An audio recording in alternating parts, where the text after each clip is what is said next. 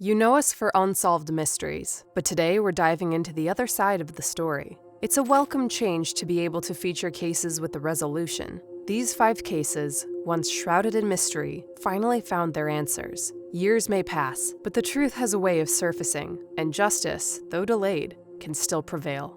Today we'll be looking at 5 mysterious solved cases.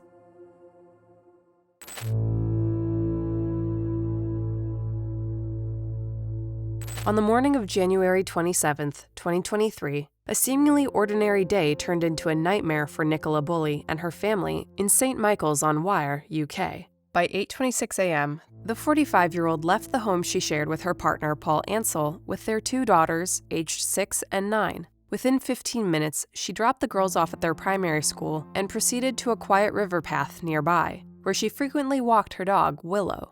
Between 8:50 and 9:20 a.m., she was spotted by a dog walker and another person who knew her, walking in the area with Willow. Her phone records indicate she sent an email at 8:53 a.m. and logged into a Teams meeting at 9:01 a.m. At 9:33 a.m., another dog walker discovered her phone and her dog. Her phone was resting on a bench alongside the river path, still logged into the Teams meeting, which had concluded 3 minutes prior at 9:30 a.m.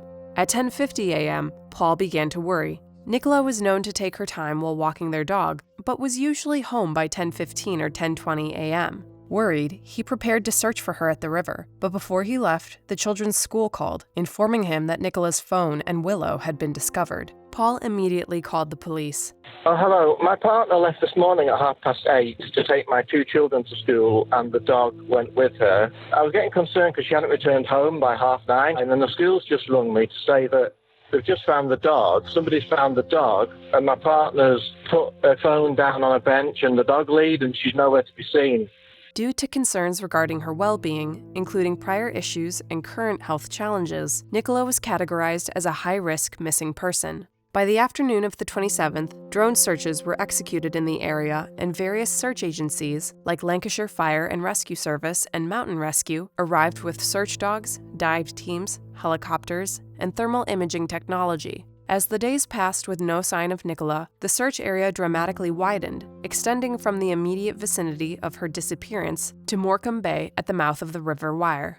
Weeks elapsed with still no clues as to what became of Nicola. The case was a social media phenomenon, with many TikTok sleuths tackling Nicola's disappearance. This inundated the local investigators with misleading information and impaired their ability to investigate effectively. Her family waited in agony, and Paul faced accusations of involvement in her disappearance from the public and the media.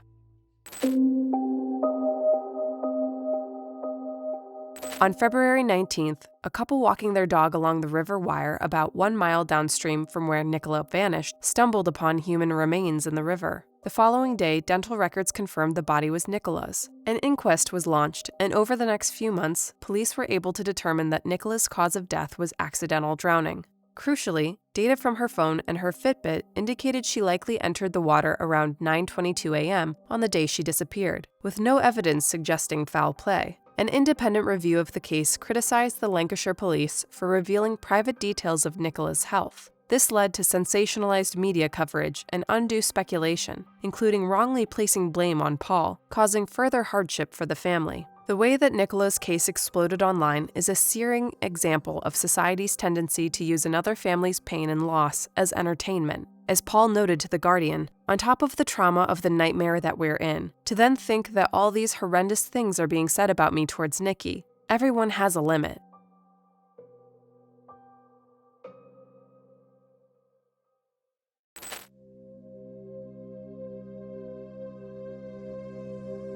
In 1992, Potenza, Italy experienced a disturbing series of incidents. Young women across the city reported having their hair cut off in public. At least 10 women came forward during the year, including 23-year-old Angela Campuchiaro, who had a 4-inch lock of hair removed while she was at the movies. Though disturbing, these incidents yielded little evidence and no suspects were identified. On Sunday, September 12, 1993, at around 11:30 a.m., 16-year-old Elisa Claps met 21-year-old Danilo Restivo at the Church of the Holy Trinity as Mass ended. Elisa was hesitant to spend time with Danilo, who was 5 years older than her and known to be socially awkward. However, she was compassionate, pitied Danilo, and agreed to meet him. Tragically, she was never seen alive again. After hours passed without a sign of Elisa, her family took their worries to the local authorities. Suspiciously, by the next afternoon, Danilo had already left Potenza to return to his school in Naples, and the priest at the Church of the Holy Trinity had locked up the building and departed for a lengthy retreat. Danilo, hailing from a prominent family in the region, was questioned, but the police hesitated to press him. His story was inconsistent and changed multiple times, yet he maintained that Elisa left the church 30 minutes before him. The Restivo family denied requests to turn over the clothes he wore that fateful day, and with only circumstantial evidence, there was little the police could do. After an unknown amount of time, the parish priest, Don Mimi Sabia, returned from his retreat. However, when the cops arrived to search the premises, he denied them access. Shockingly, Don Mimi maintained that he didn't know Danilo, despite the young man and his family being parishioners for years. Additionally, photos surfaced of the priest attending Danilo's 18th birthday party, making it unlikely that he had no connection to the young man. 3 years later, Danilo was charged with providing false information to the police in Elisa's case and sentenced to 20 months. Shockingly, Danilo never served the time and was permitted to move freely around Europe. By May 2002, Danilo had relocated to the coastal town of Bournemouth in the southern United Kingdom.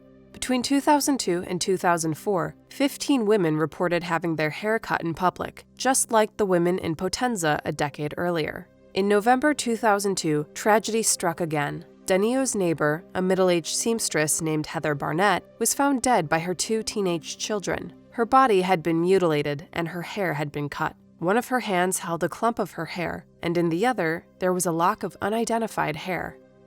1 year later, Danilo was identified as the prime suspect, but there was no solid evidence to tie him to the brutal slaying, so the police placed him under surveillance. By 2004, he was identified as the perpetrator of the hair cuttings in the Bournemouth area. And in 2008, a re-examination of Heather's crime scene found trace amounts of his DNA, though it was still not enough to charge him. Even as authorities zeroed in on Danilo in the UK, Elisa Claps' body remained missing.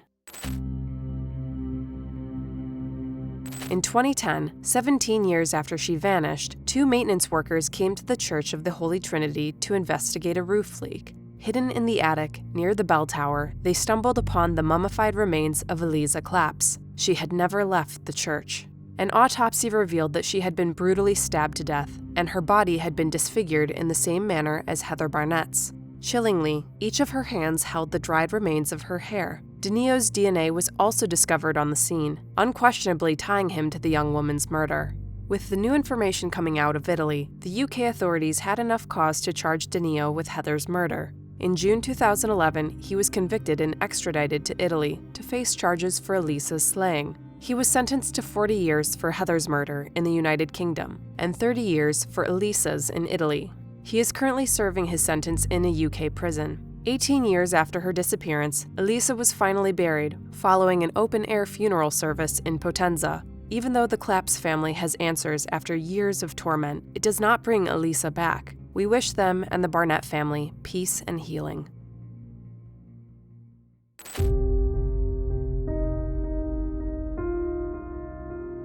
The tranquil university town of Moscow, Idaho, was shattered by an unthinkable crime on the early morning of November 13, 2022. Moscow police, accustomed to dealing with petty misdemeanors and alcohol-fueled misunderstandings, found themselves facing a scene of unprecedented horror at an off-campus house. The 6-bedroom, 3-story home at 1122 King Road had 2 bedrooms on each level. At the time, 4 women were sharing the residence. Kaylee Goncalves had recently moved out and was visiting that night. On the 3rd floor was Kaylee's old room, and the room of her longtime best friend Madison Mogen. Xana Kernodle and Dylan Mortenson's rooms were on the 2nd floor. Bethany Funk lived alone on the 1st floor. The night of Saturday, November 12th, was typical. Maddie and Kaylee went out together, while Xana met with her boyfriend Ethan Chapin. Dylan and Bethany were also out that evening. By 2 a.m., everyone was home. Kaylee spent the night in Maddie's room, and Ethan stayed with Xana. Outside the home, between 3:30 and 4 a.m., security cameras captured a white sedan with no front plates driving past the house on King Road multiple times. At 4 a.m., Xana picked up a DoorDash delivery at the front door before returning to her room with Ethan. Moments later, Dylan, lying in her bed on the second floor, was startled by an odd commotion coming from the floor above. A moment later, she distinctly heard what she believed to be Kaylee saying, "There's someone here." Alarmed, Dylan opened her door but didn't see anything amiss, so she closed her door and went back to bed. Soon after, noises started up again. She heard what sounded like crying coming from Xana's room and a male voice saying, "It's okay, I'm going to help you." She opened her bedroom door for a second time. Finally, at 4:17 a.m., Dylan opened her door for a third time, and what she saw shocked her. A man, dressed in black clothing with a mask covering the lower half of his face, was walking toward her. Frozen in fear, she took in his 5'10" frame and bushy eyebrows before he moved past her and out the sliding glass door. A shoe print was later recovered just outside Dylan's room. Terrified and unsure of what she saw, Dylan locked herself in for the rest of the night. At 4:20 a.m., the same white car was captured by local security cameras once more, driving rapidly away from the King Road residence. Later that morning, at 11:58 a.m., a 911 call was placed, reporting an unconscious person at the home. It is unknown at this time who called the authorities, but the call was placed from either Bethany or Dylan's phone. When Moscow police arrived, they found the bodies of Maddie and Kaylee in Maddie's third-floor bedroom, and those of Xana and Ethan in Xana's second-floor bedroom. All four suffered brutal stab wounds as their cause of death. Alongside Maddie's body was a leather K-bar knife sheath. The DNA of one person was found on the button of the sheath. Due to the horrific level of violence, many in the public and media speculated that the killer was either a proficient serial killer or a deranged stalker who was fixated on one or more of the victims. However, the killings also seemed personal rather than random. This led to ideas that the murderer was either an ex or someone the girls had romantically rejected. After all, Kaylee had recently split with her longtime boyfriend, so there was some speculation that he could have been involved. The house on King Road was also known as a social hub, with many people coming and going. Another theory guessed that the students were the victims of a jealous acquaintance or someone with a grudge who knew where they lived. Similar to this theory, if the King Road residence was indeed a party house, others thought that the crime might have been drug-related. Finally, the two surviving roommates, Dylan and Bethany, caught some heat online. Internet sleuths questioned how the two survived and criticized their behavior that night. Many wondered why it took so long for them to call the police, even though Dylan saw the killer. This led to the incorrect conclusion that the two were involved in the crime in some way, and maybe even knew the murderer. Law enforcement has fully cleared both women.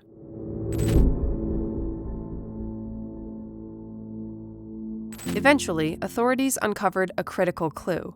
The car in the footage was a Hyundai Elantra, and all law enforcement agencies were advised to be on the lookout. The police also asked the public to come forward with any information about white Elantras in the area. On Tuesday, November 29th, Washington State University in Pullman, less than 15 minutes from Moscow, searched their records for white Elantras. One was found belonging to Bryan Kohberger, a PhD student in the university's Department of Criminology and Criminal Justice. Additionally, a local police officer remembered seeing a white Elantra parked near the crime scene. Upon examining Bryan's license, WSU police noted a striking resemblance to the suspect. Cell phone data placed him in the area of the girl's home at least 12 different times before the fateful November night, with most of these visits occurring in the very late evening or early morning hours. Strangely, on the night in question, Bryan's phone was switched off at 2:47 a.m., just after he left his home in Pullman, and remained off until 4:48 a.m., picking up his location just south of Moscow.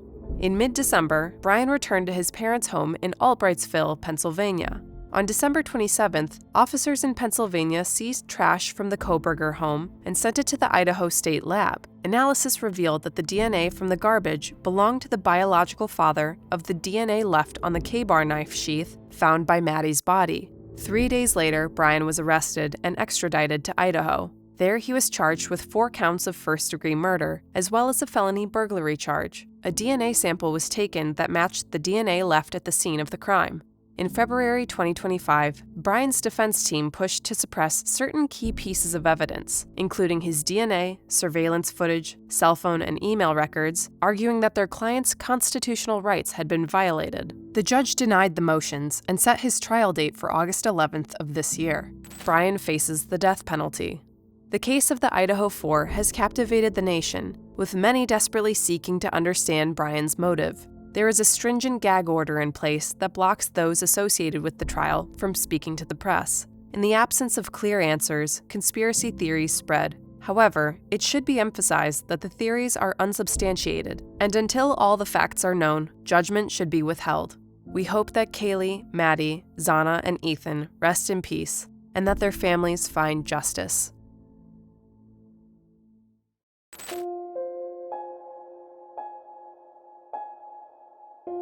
Instead of flowers and chocolate, Valentine's Day 2009 brought growing concern for Pamela Butler. Her 47-year-old daughter Pamela and her new boyfriend, 43-year-old Jose Rodriguez Cruz, had missed a 3 p.m. meeting with her. As 3 days passed with no word from Pam, Thelma, driven by mounting anxiety, decided to check on Pam at her home. Unfortunately, the visit only heightened her concerns. Both of her cars were parked in the driveway. There was no sign of forced entry. However, mail was piled up on the porch, and her purse was inside. Also, her normally tidy home on the 5800 block of 4th Street Northwest in Washington, D.C., was in disarray, with papers scattered across the floor. A strange detail caught Thelma's eye. A window shade in Pam's dining room was lifted from the bottom. Ordinarily, Pam only lowered the shade from the top to keep people on the street from seeing her. Pam was known to be extremely safety conscious. Her home was equipped with a robust security system, cameras, and motion detector lights. Troubled, Thelma asked her son Derek to come over to Pam's home to help her make sense of the scene. When he arrived, the Butlers meticulously examined Pam's home. Her voicemail was full of concerned messages from her boyfriend, and he also left a note asking her where she was. They had seen enough and called the police. Authorities arrived and reviewed the footage from her security cameras. Pam and Jose were seen entering the home together on the night of Thursday, February 12th. Jose was spotted on camera several times, coming and going on February 13th and 14th, bringing gifts at one point and carrying a bag to his car at another. Pam, however, was never seen on camera again. Police immediately focused on Jose. However, he seemed very worried about Pamela, and the bag he was spotted carrying out of her home was too small to contain a body. Derek, desperate for answers, spoke to Jose. He told Derek that Pam had broken up with him on the evening of Friday, February 13th. He had left that night, but returned the following day to collect some of his belongings. Pam wasn't home, so he let himself in with a copy of a key she had given him and left the note Derek and Thelma later found. Years passed, with the case remaining stagnant. Then, in 2016, a cold case detective named Mike Fulton noticed strange details in Pam's security footage. When Pam and Jose first entered the home, the motion sensor lights turned on. However, later on, when Jose was coming and going, the lights were no longer illuminating. Furthermore, Mike noticed that Jose was using Pam's keychain to enter the home on the 13th and 14th, not the spare key he claimed he had. Intrigued, Mike delved into Jose's past, uncovering a chilling pattern. Pam was not the first person connected to him to vanish under mysterious circumstances. On May 25, 1989, Jose's first wife, Marta Rodriguez, disappeared after her shift at work. Their marriage had dissolved due to Jose's infidelity, and Marta had begun to rebuild her life. Enraged, Jose abducted her, and she briefly escaped before he caught her. A police officer saw him dragging Marta by her hair and stepped in to save her. Jose was arrested and charged with misdemeanor assault and battery, as well as felony abduction. Yet, 1 week before Marta vanished, the case was dismissed because she did not come to court to testify. Marta's disappearance and Jose's aggressive behavior towards her were enough for police to charge him with his girlfriend Pam's murder in 2017. Jose confessed and agreed to a plea deal that lowered his charge to second-degree murder with a 12-year sentence in exchange for showing the authorities where Pam's body was. He admitted to strangling Pam on the night of February 12th following a heated argument. To get her body out of the home undetected, he placed her in a trash bag and then pushed her out of her dining room window, an area not covered by her security cameras. This accounted for the strange arrangement of the window blinds that Thelma had noted initially. Afterward, he buried her on a thickly forested median between the north and southbound lanes of Interstate 95 in Virginia. Sadly, in the years between her murder and Jose's confession, her final resting place had been paved over during an expansion of I-95. Her remains are impossible to recover. However, the location of Pam's body rang a bell for someone on the investigation team. Decades earlier, in 1991, human remains were discovered in the same area. At the time, the body was unidentified, but in 2017, DNA testing was able to confirm that the Jane Doe was none other than Marta Rodriguez, Jose's first wife. In 2021, Marta's case went to trial, and Jose pled guilty to the second-degree murder charge and was sentenced to the maximum penalty of 40 years in prison. Marta and Pam at last received their long-awaited justice.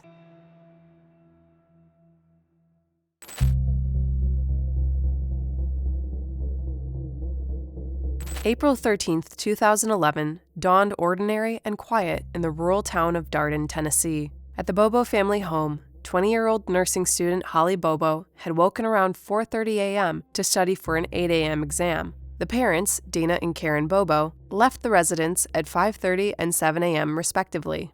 Holly's brother, 25-year-old Clint, remained asleep through the early morning hours. Around 7:47 a.m., a neighbor urgently contacted Karen's workplace, reporting that her son heard a scream from the Bobo property. At about the same time, the family dog began barking, waking Clint. Clint then looked out the window and saw his sister's car still parked in the carport. Normally, Holly would have already left for school, but there she was, opposite a man dressed in camouflage.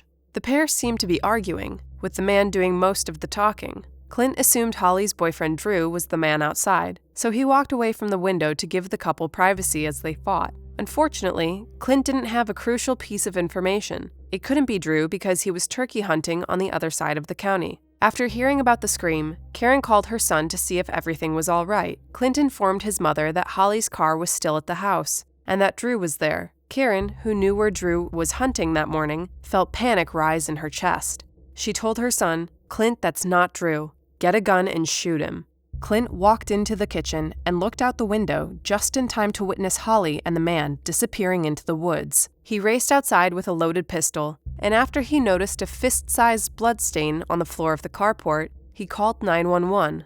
Officers were on the scene within 10 minutes, but Holly and the mystery man had vanished. Searches of the area were detailed and extensive. The Tennessee Bureau of Investigation, TBI, spearheaded the case and initially focused on registered sex offender Terry Britt. He matched the description provided by Clint and had previously targeted young women who looked like Holly. However, no evidence tying Terry to Holly was found, and he was never charged with any crime relating to her disappearance.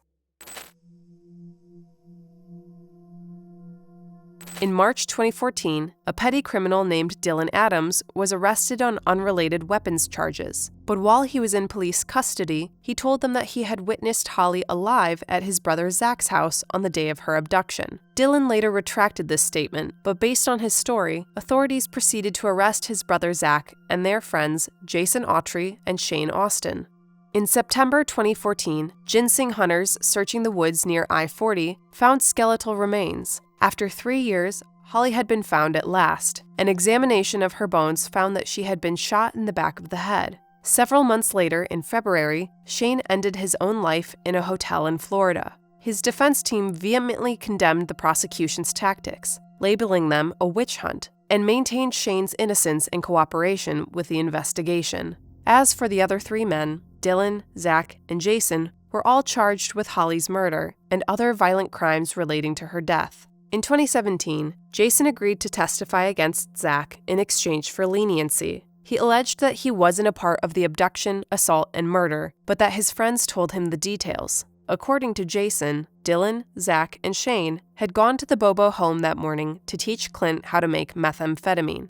When they arrived, Holly came outside screaming and hollering, so they abducted her and assaulted her before ending her life. Jason then came by Shane's place to buy drugs and saw the 3 men disposing of evidence. He helped Zach load Holly's blanket-wrapped body into Zach's truck, and they drove toward the Tennessee River with the intent to dispose of her remains. However, when they stopped, the men realized Holly was still alive, so Zach shot her in the head and dropped Jason off. Zach was found guilty on all charges and sentenced to life in prison without parole. His brother Dylan's trial began in January 2018. Dylan pled guilty to facilitation of first-degree murder and aggravated kidnapping. He was sentenced to 35 years without parole. It is worth noting that Dylan used an Alford plea, meaning that he maintained his innocence but realized that the prosecution's case would likely result in a guilty verdict. Jason, though he served no time directly related to the Holly Bobo case, was sentenced to 19 years in federal prison in 2024 due to unrelated weapons charges. Even though Jason, Zach, and Dylan confessed and retracted their statements at some point, the Holly Bobo case remains contentious. Many aspects of the men's confessions do not match the evidence, including the description of the man Clint saw with his sister that morning. He reported the man as between 5'8" and 6 foot, around 200 pounds, and sporting dark hair covering his neck. The only man in the group of 4 that comes close to this description is Shane Austin, but he had short red hair. The lead investigator from the TBI testified on behalf of the defense at Zach's trial. He noted that cell phone data put Holly and Zach in different places on the morning in question. Furthermore, a palm print was found on Holly's car that did not match any of them. However, the first suspect in the case, Terry Britt, could not be ruled out as a source for the print. Terry also fits the description of the man Clint saw vanishing into the woods with his sister. The alibi that initially cleared Terry was weak. His wife Janet had originally stated that Terry was home. However, it was later revealed that Janet was at work until Terry called and asked her to return home. Many believe that Zach and Dylan have suffered a miscarriage of justice and that the true perpetrator is still roaming free. In 2024, Zach Adams attempted to get a new trial after Jason recanted his testimony for the state in the 2017 trial. A judge denied the motion in September, though more appeals will likely follow. For the sake of Holly and the entire Bobo family, we hope that they can find peace and that true justice will be served. We know you love our Unsolved series and hope you enjoyed this new installment of Solved Cases. What cases should we cover next? Let us know down below. Be sure to like and subscribe, and as always, thanks for watching.